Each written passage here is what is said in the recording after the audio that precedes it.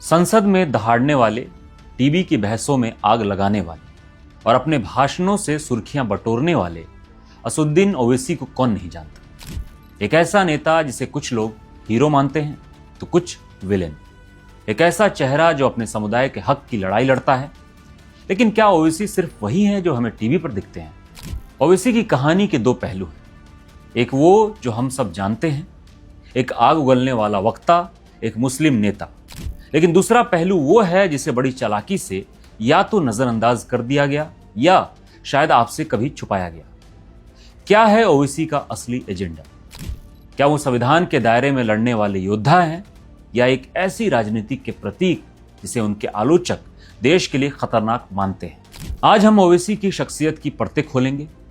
हम उनके उस सफर पर चलेंगे जो हैदराबाद की गलियों से शुरू होकर लंदन के मशहूर लिंकन्स इन तक पहुंचा और फिर भारत की संसद में गूंजा। आज हम ओवैसी की भाषणों, उनके विवादों और उनकी राजनीति के उस छिपे हुए सच को सामने लाएंगे जो आपको हैरान कर सकता है। यह कहानी सिर्फ एक नेता की नहीं है, बल्कि उस राजनीति की है जो भारत के भविष्य को तय कर सकती है।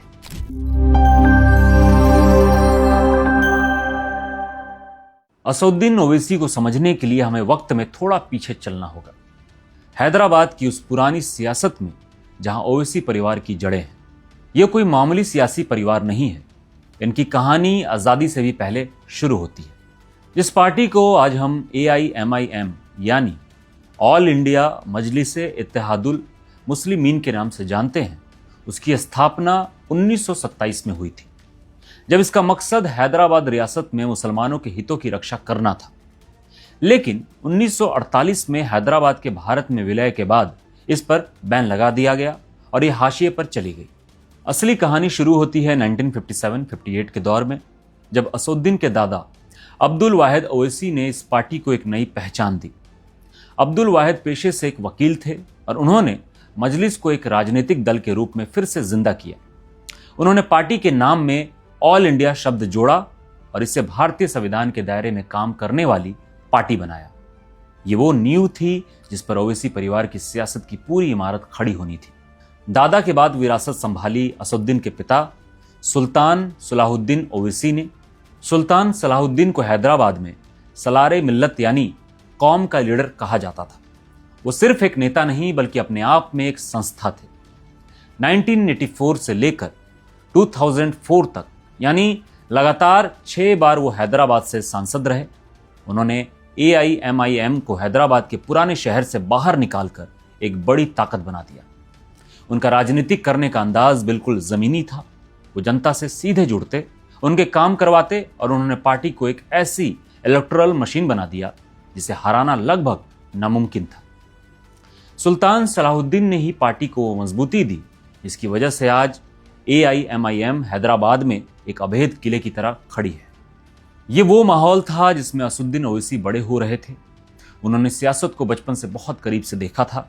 उन्होंने देखा कि कैसे उनके पिता और दादा ने एक समुदाय की आवाज बनकर सत्ता के गलियारों में अपनी जगह बनाई।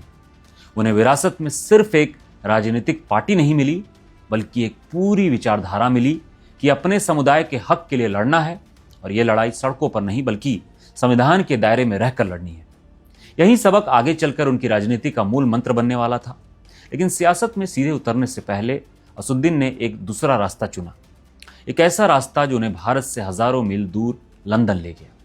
जब भी आप असदुद्दीन ओवैसी को संसद में या टीवी पर बहस करते हुए सुनते हैं तो क्या देखते हैं?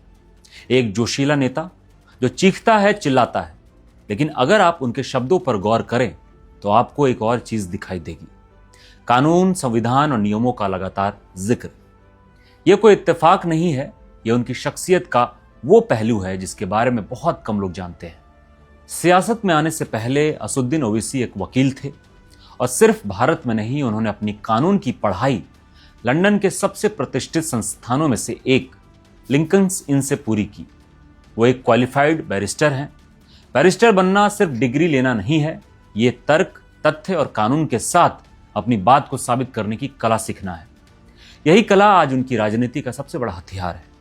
उनके पिता चाहते थे कि वो सियासत की पिच पर उतरें। असदुद्दीन ने अपने पिता की बात मानी, लेकिन अपनी शर्तों पर।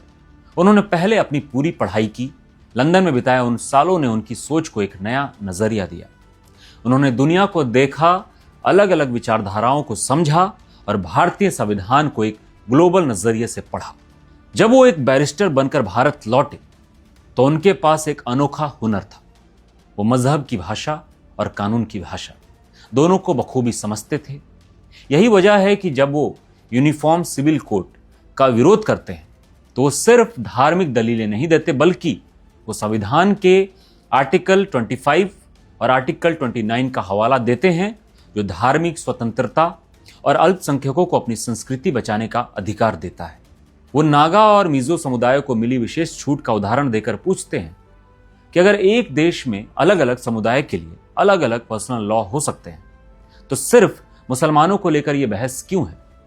जब वो आतंकवाद के मामलों में फंसे मुस्लिम नौजवानों के लिए कानूनी मदद की पेशकश करते हैं तो उन पर आतंकवाद का समर्थक होने का आरोप लगता है, लेकिन वो पलटकर इस्लामिक स्टेट जैसे संगठनों को जहन्नुम के कुत्ते कहते हैं और साथ ही ये भी कहते हैं कि भारत का कानून हर नागरिक को इनोसेंट अंटिल प्रूवन गिल्टी यानी दोषी साबित होने तक निर्दोष मानता है। यह है ओवैसी का वो दूसरा पहलू जो अक्सर उनके जोशीले भाषणों के शोर में दब जाता है। वो सिर्फ एक मुस्लिम नेता नहीं है, वो एक बैरिस्टर हैं जो अपनी लड़ाई कानून और संविधान के मैदान पर लड़ते हैं। उनकी हर दलील, हर बहस और हर भाषण के पीछे उनका कानूनी दिमाग काम कर रहा होता है। 1994 में जब वो पहली बार विधायक बने तो ये सिर्फ एक नेता के बेटे की राजनीति में एंट्री नहीं थी, ये एक बैरिस्टर की भारतीय राजनीति में एंट्री थी जो आने वाले सालों में अपने तर्कों से सत्ता के गलियारों में हलचल मचाने वाला था। 1994 में विधायक बनने के बाद असुद्दीन ने करीब 10 साल राज्य की राजनीति में काम किया, लेकिन उनकी असली उड़ान शुरू हुई 2004 में। ये वो साल था जब उनके पिता सुल्तान सलाहुद्दीन ओवैसी ने सक्रिय राजनीति से हटने का फैसला किया और हैदराबाद लोकसभा सीट अपने बेटे को सौंप दी। असुद्दीन पहली बार लोकसभा का चुनाव लड़े और जीतकर दिल्ली पहुंचे। ये वो दौर था जब केंद्र में कांग्रेस के नेतृत्व वाली यूपीए की सरकार थी और AIMIM ने बीजेपी को सत्ता से दूर रखने के लिए यूपीए का समर्थन किया था। लेकिन संसद में पहुंचने के बाद ओवैसी ने एक अलग ही पहचान बनाई। वो सिर्फ हैदराबाद के सांसद बनकर नहीं रहे, बल्कि एक ऐसे सांसद बने जिन्हें सुना जाता था। वो अपनी बात को तथ्यों और आंकड़ों के साथ रखते थे। उनकी उपस्थिति, बहसों में भागीदारी और उनके उठाए गए सवालों की गुणवत्ता इतनी बेहतरीन थी कि उन्हें देश के सबसे बेहतरीन सांसदों में से एक माना जाने लगा। जब यूपीए सरकार के दौरान कुछ मुस्लिम नौजवानों पर आतंकवाद के झूठे आरोप लगे तो ओवैसी ने अपनी ही समर्थित सरकार के खिलाफ आवाज उठाई। उन्होंने हज सब्सिडी को खत्म करके उस पैसे को मुस्लिम लड़कियों की शिक्षा पर खर्च करने का सुझाव दिया, जिसने कई पारंपरिक मुस्लिम नेताओं को भी असहज कर दिया। वो संसद में सिर्फ मुसलमानों की बात नहीं करते। जब उत्तराखंड में आपदा आई या असम में दंगे हुए तो AIMIM ने वहां राहत कार्य भी किए। उनकी छवि एक ऐसे नेता की बनने लगी थी जो संविधान को अपना सबसे बड़ा हथियार मानता था और अपनी हर मांग को संवैधानिक अधिकारों के दायरे में रखता था। लेकिन इसी दौरान उनकी राजनीति का एक और रूप भी उभर रहा था, एक ऐसा रूप जो उन्हें भारत के सबसे विवादास्पद नेताओं में से एक बनाने वाला था। जैसे जैसे ओवैसी का कद बढ़ता गया वैसे वैसे उनसे जुड़े विवाद भी बढ़ते गए। उनके भाषण और बयान अक्सर राष्ट्रीय बहस का केंद्र बन जाते। उनके आलोचक उन्हें एक ऐसा नेता बताते हैं जो नफरत फैलाता है और समाज को बांटता है। उनके सबसे चर्चित विवादों में से एक वो बयान था जो उनके भाई अकबरुद्दीन ओवैसी ने दिया था, जिसमें कथित तौर पर कहा गया था कि 15 मिनट के लिए पुलिस हटा दो, हम दिखा देंगे कि कौन किस पर भारी है। इस बयान के बाद पूरे देश में हंगामा मच गया और नफरत फैलाने के गंभीर आरोप लगे। हालांकि ओवैसी और उनकी पार्टी हमेशा कहती रही कि बयान को तोड़ मरोड़ कर पेश किया गया है, लेकिन यह बयान आज भी उनके राजनीतिक विरोधियों के लिए एक बड़ा हथियार है। ओवैसी की राजनीति का एक और बड़ा पहलू है उनका सेकुलर पार्टियों, खासकर कांग्रेस पर हमला। वो अक्सर कहते हैं जब तक हम उनके साथ हैं तो हम पवित्र हैं, लेकिन जैसे ही हम अपने हक की बात करते हैं हम सांप्रदायिक हो जाते हैं। वो इन पार्टियों पर मुसलमानों को सिर्फ एक वोट बैंक समझने का आरोप लगाते हैं। उनका तर्क है कि इन पार्टियों ने दशकों तक मुसलमानों से वोट तो लिया, लेकिन उनके विकास के लिए कुछ नहीं किया। उनके विरोधी, खासकर बीजेपी, उन्हें अपने मुख्य वैचारिक दुश्मन के तौर पर देखती है। जब ओवैसी भारत माता की जय का नारा लगाने से इनकार करते हैं तो एक राष्ट्रीय मुद्दा बन जाता है।